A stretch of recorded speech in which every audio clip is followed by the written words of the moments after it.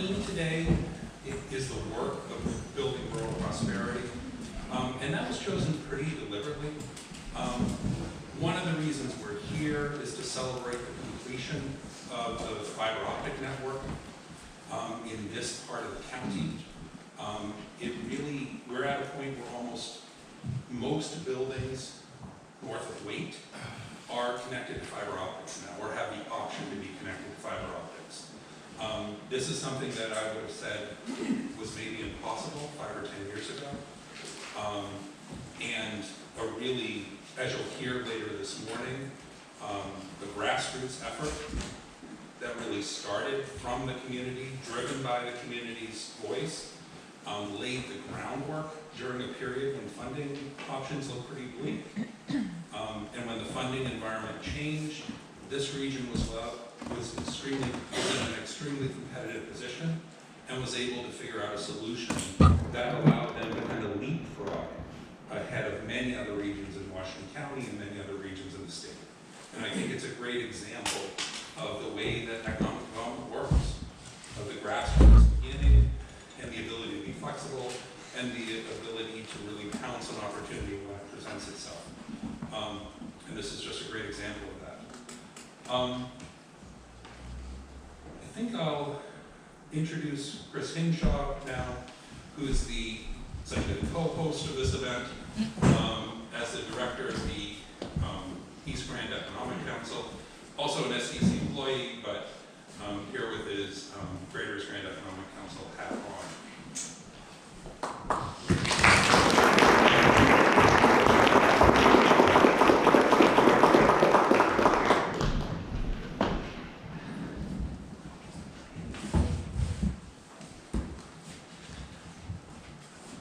Soon appreciate why I have notes. Otherwise, I would talk way too much. Thank you, Charles, for your opening comments and for co-hosting this summit. On behalf of the Greater East Grand Council, welcome. What a great group. We first thought there might be 40 people, that became 50, 60, 70, 80. Seldom are groups this large assembled here, so thank you so much. I imagine as many of you drove here from Route 1, from Calais or I-95 from Bangor, you experienced a rapid decline of traffic and few attractions of any kind. Just a very long stretch of remote road. The Greater East Grand region represents 3 counties: Northern Washington, Southern Aroostook, and Penobscot. 500,000 square acres. My sense, now having lived in the region for about 8 years, is that this area is somewhere you pass through. I doubt most Mainers know about this region, and I believe it is a safe assumption that many of you have never been here before. So, in the spirit of curiosity, raise your hand if you have never been to Danforth before. The trees are certainly beautiful this time of year. I never grow tired here. It will soon become clear our remoteness is our major opportunity, and at the same time, also the major challenge to our economic growth.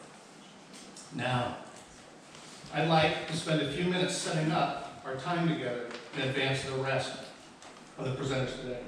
I want you to take a moment and envision in your mind a 3-legged stool. Today, we will explore the importance of each leg of this 3-legged stool as it concerns rural economic development in northern Washington and southern Aroostook County. And the legs of the stool are affordable or workforce housing. We use those terms interchangeably here again. Affordable or workforce housing. 2, outdoor-based recreational tourism. And 3, broadband digital equity. It is important to understand that one leg of the stool is no more important than the other 2. So I want to talk about leg 1. Affordable housing or workforce housing. This leg refers to affordable homes for working people. We are not today talking about expensive luxury homes or vacation homes. second homes, or Section 8 or lower income housing. While there may be a need for all these types of housing in the region, our Economic Council is currently focusing on only one segment of this complex housing challenge at this time. Without new housing, it is difficult to attract new people and families to the region or help existing local residents move into newer homes that better fit their needs. In short, there's a critical shortage of housing in our region, both for sale and for rent, and this creates a substantial barrier to growth. I'd like to share 3 examples that I've learned about. The East Grand School principal, Mike Muir, who I do not see today,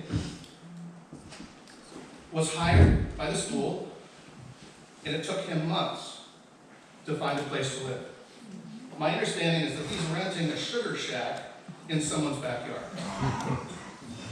Not exactly the best way to recruit the principal of a school. My understanding is that the East Grand Health Center, one of its obstacles is it has no place for a doctor to live. Very hard to recruit. They are blessed with having a doctor who's lingering as long as possible until they can find a replacement.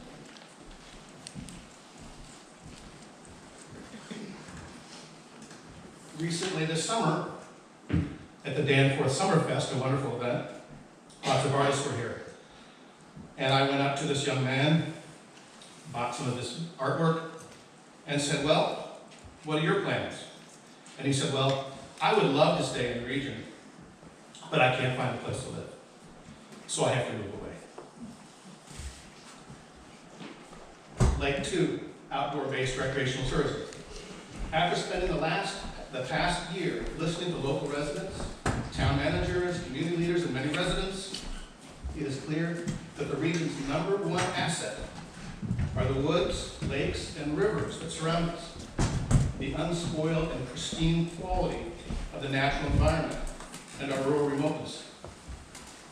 We believe that one of the best ways to grow the local economy, create jobs, and encourage new people to travel here is to promote outdoor-based recreational tourism rooted in this wonderful area. At least currently, we do not foresee a major employer or business enterprise locating in this region and providing 20 or 30 new jobs.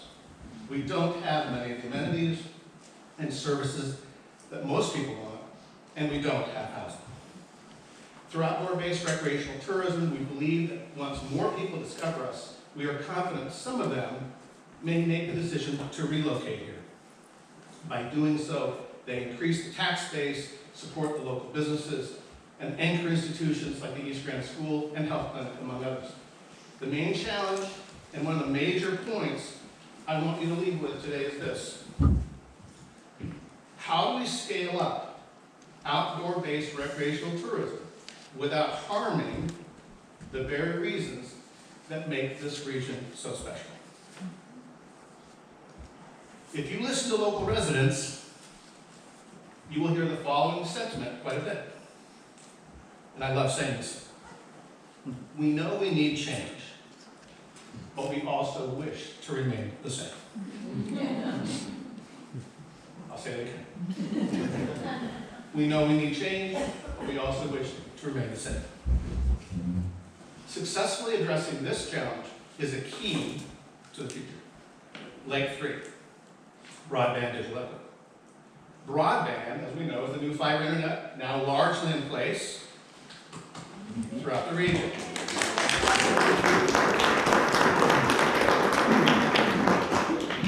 And you will hear much more about this later. We'll not steal your thunder. Digital equity refers to the work now underway to help residents fully utilize the benefits of this new high-speed fiber internet to access healthcare services, educational opportunities like telehealth, and the ability to work from home. The ability to work remotely is among the Council's major goals or theories that we are operating under to attract new residents. So now you see why affordable housing is linked in a major leg of our economic school. Our theory of economic change here is to attract one new person or family at a time.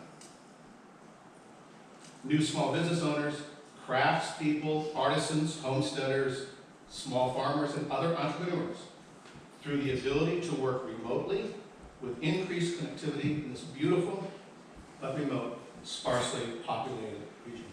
Without high-speed fiber internet, it will be nearly impossible to envision this possibility. So, please keep in mind for the remainder of our time together, this three-legged stool that seeks to address economic growth in our region. And I believe Charles will now introduce our keynote speaker.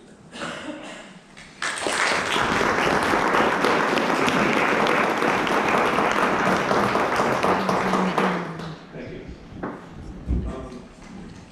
To address kind of the first of those three legs of the stool, and really the one that if I had to be honest from SCEC standpoint, where we are really just at the beginning stages of really understanding the problem and figuring out how we move ahead and how we can have a significant impact, given the realities of the cost of housing and the realities of the huge market pressures that are shaping the housing market all over the country, particularly in rural areas, particularly in Maine, and particularly in rural Maine.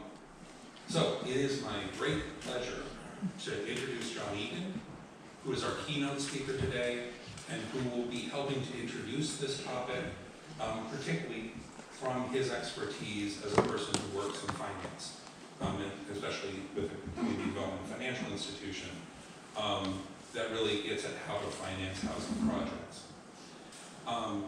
John Egan is currently with Genesis Community Loan Fund, a senior program officer for strategic initiatives.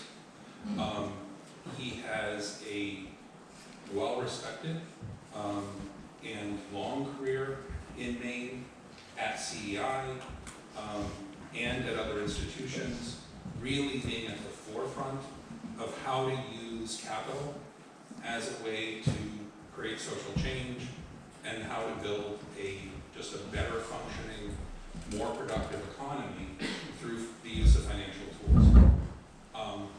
And with that, I'd like to introduce John.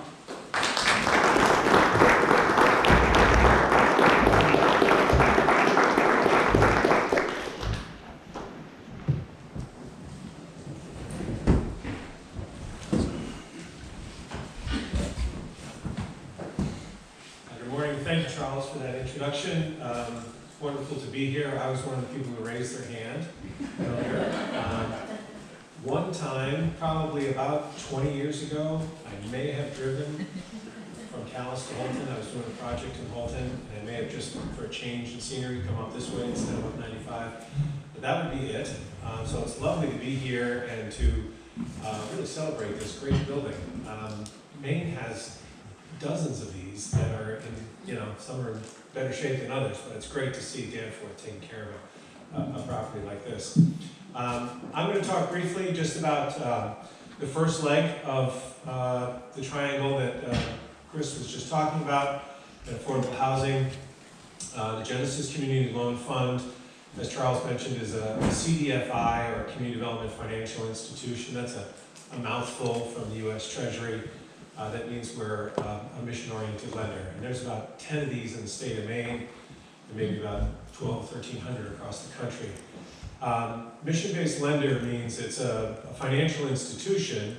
Some of them actually take deposits and have typical banking type arrangements with their customers, but most of them are focused on investing and lending into a community for projects and activities that the conventional banking sector just can't quite reach, or maybe is even ignoring. That might mean sectors like affordable housing. That might mean particular populations, like recently unhoused or homeless populations, or people in recovery. That might mean small entrepreneurs who can't get the business loan from the bank because they don't have the credit score, the track record, and the cash down payment, and the investor partner, and all the other things that banks are going to look for in a small business startup. So CDFIs play a critical role in creating small communities from the bottom up for economic vitality and for community benefit. All of the CDFIs, at least the ones that I know about and read about, have some sort of community purpose benefit in their mission statement. So I'm going to just talk a little bit about some housing activity that we're involved in, and just give some pointers and some tips and experiences that I've seen in different parts around the state, and explain a little bit about how you as a community, as a surrounding community in